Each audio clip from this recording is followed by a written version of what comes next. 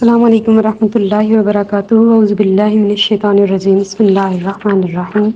آیت الکرسی اللہ اللہ لا الہ نہیں ہے کوئی معبود الا مگر ہوا اس کے یہ جو ہو ہے شروع میں بھی اللہ ہو کے اور ہوا میں بھی یہ دونوں ضمیریں اللہ ہی کی طرف دلالت کرتی ہیں یعنی کہ اللہ کی طرف اشارہ کرتی ہیں کہ وہی ہے ایک اس کے سوا کوئی عبادت کے لائق نہیں بس ایک ہی معبود ہے ایک ہی خدا ہے ایک خدا ہونے کی وجہ سے ہمیں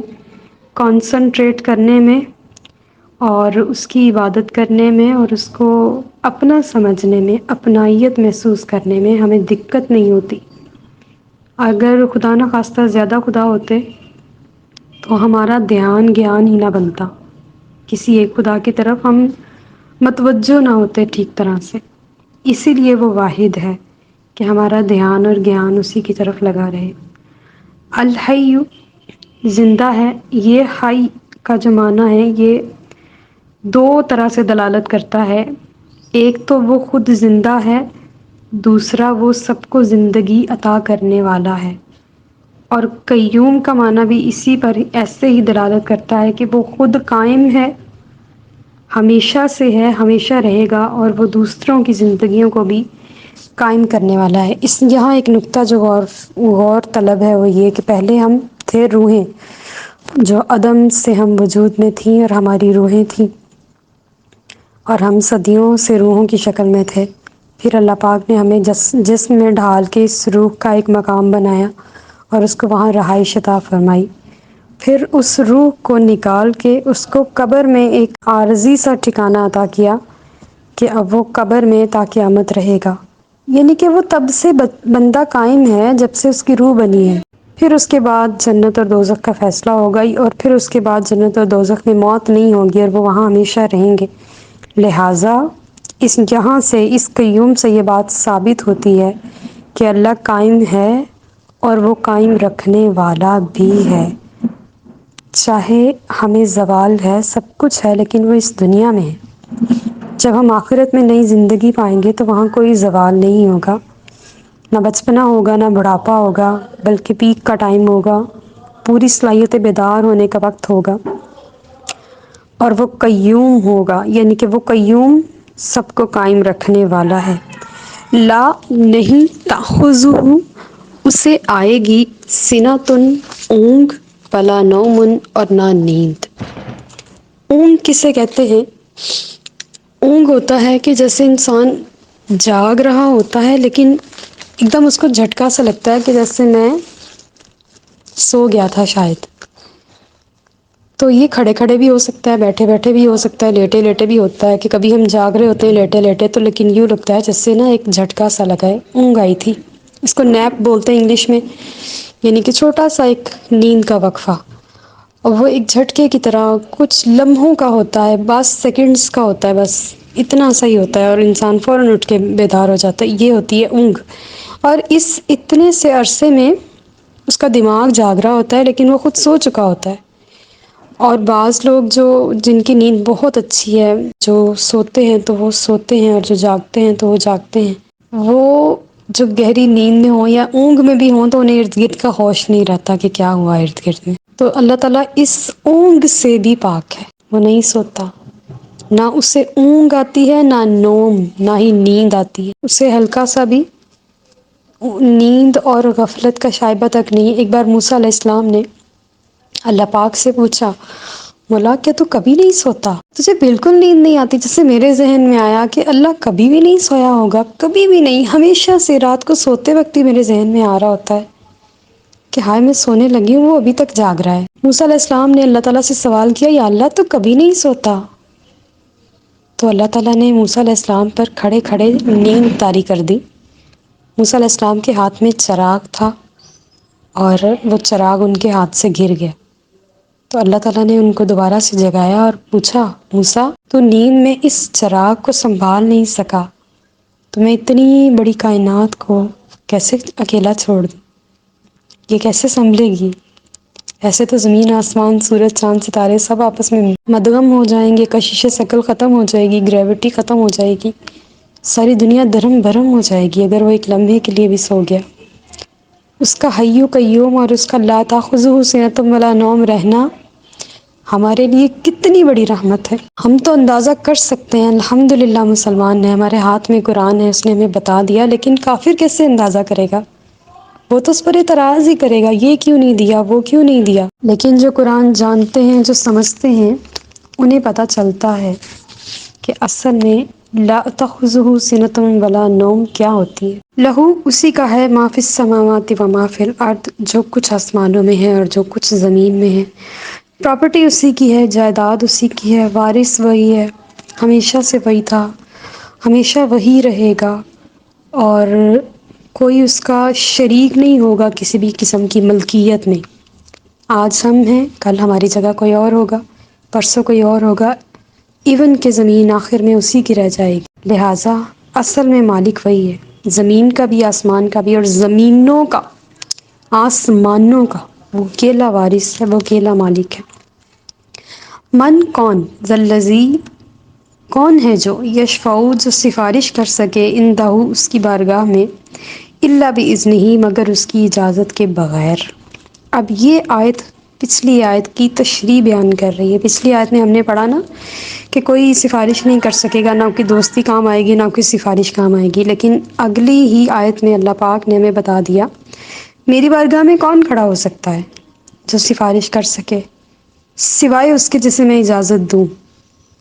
اب وہ نبی ہو سکتے ہیں، وہ ولی ہو سکتے ہیں، وہ غوث ہو سکتے ہیں، کتب ہو سکتے ہیں، ابدال ہو سکتے ہیں، کلندر ہو سکتے ہیں، یہ تو بڑے اوپر کے درجے ہیں نا۔ پھر چھوٹے درجے بھی ہو سکتے ہیں، والدین ہو سکتے ہیں، اولاد ہو سکتی ہے، حافظ قرآن ہو سکتے ہیں، مفسر قرآن ہو سکتے ہیں، علماء کرام ہو سکتے ہیں، نعت خواں ہو سکتے ہیں۔ یہ چھوٹے بچے جو دنیا سے چلے جاتے ہیں بلوغت سے پہلے، وہ ہو سکتے ہیں۔ کچے بچے جو ماؤں کے اندر ہی چلے جاتے ہیں اس دنیا سے، وہ بھی قیامت والے دن اللہ کی بارگاہ میں سفارش کریں گے، لیکن الا باذنہ، یہاں پہ اس نے تھوڑا سا باؤنڈ ضرور کر دیا ہے، ہر کوئی نہیں اٹھ کے کرے گا، جسے وہ اجازت دے گا وہی اٹھ کے کرے گا۔ شہید کر سکتے ہیں سفارش، صدیق کر سکتے ہیں، صلحاء کر سکتے ہیں، یعنی کہ اس کی رحمت جوش مارے گی اس دن اور وہ سفارش ہی بنائے گی۔ تو ہمیں دنیا میں بھی سفارش منع نہیں ہے، ہم دنیا میں بھی کسی اچھے بندے کی سفارش کرا سکتے ہیں۔ جیسے ہم بازار جاتے ہیں، کسی کی کال کرا دیتے ہیں، بھائی آپ ان سے بات کر لیجئے، ہم وہاں سے آئے ہیں۔ دنیا میں بھی، جس سے کالج میں بھی سفارش چلتی ہے، اسکولوں میں بھی، یونیورسٹیوں میں بھی۔ لیکن حق نہیں مارنا چاہیے کسی کا، کسی حقدار کا حق جو ہے وہ رکھنا چاہیے، اس سفارش کا مس یوز نہیں کرنا چاہیے، پھر آخرت میں سفارش کام آئے۔ لہٰذا جو بھی کام اچھے طریقے سے کیا جائے وہ جائز ہے، جو برے طریقے سے اور دوسروں کا حق مار کے کیا جائے وہ ناجائز۔ یعلم جانتا ہے، ما بین ایدیہم جو ان کے آگے ہے، وما خلفہم اور جو ان کے پیچھے ہونے والا ہے،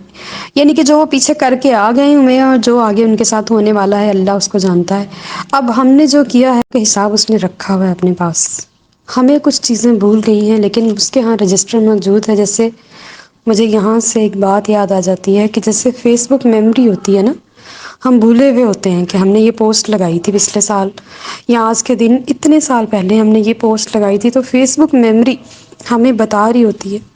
کہ آپ نے یہ پوسٹ لگائی تھی۔ ایسا ہوگا ہمارے نامہ اعمال میں جو چیزیں رجسٹر ہیں، یہ تو دنیا کی فیس بک ہے، دنیا کی رجسٹریشن ہے۔ اس رب دو جہاں نے تو ہر چیز کا حساب کر رکھا ہے، اور وہ بہتر جانتا ہے کہ ہم نے کیا کیا ہے، اور یہ بھی جانتا ہے کہ ہم نیکسٹ کیا کرنے والے ہیں۔ ریزن یہ ہے کہ وہ علیم الخبیر ہے، اس کے علم نے ہر چیز کا احاطہ کر رکھا ہے، وہ ماضی اور مستقبل کو ایز اٹ از جانتا ہے، اور ہم حال کے بھی مالک نہیں ہیں کہ ہم آج کیا کرنے والے ہیں۔ انسان کا ارادہ کچھ اور ہوتا ہے، اس کی چاہت کچھ اور ہوتی ہے۔ وَلَا يُحِيطُونَ اور نہیں گھیر سکتے بِشَيْءٍ کسی چیز کو، من علمہ اس کے علم سے، الا مگر بما شاء جتنا وہ چاہے، وسع گھیر رکھا ہے۔ اور نہیں گھیر سکتے کسی چیز کو اس کے علم سے مگر جتنا وہ چاہے، یعنی کہ ہم اللہ کے دیے ہوئے علم کے محتاج ہیں،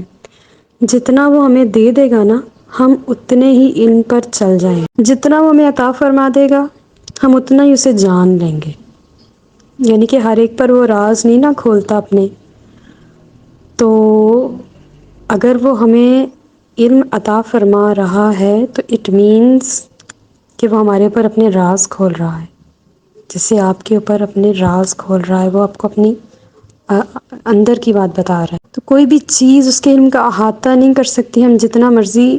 علوم و فنون کے پیچھے بھاگ جائیں نا، ہم اسے نہیں پا سکتے، کیونکہ یہ اس کے ہاتھ میں ہے، وہ ہمیں جتنا چاہے عطا فرما دے.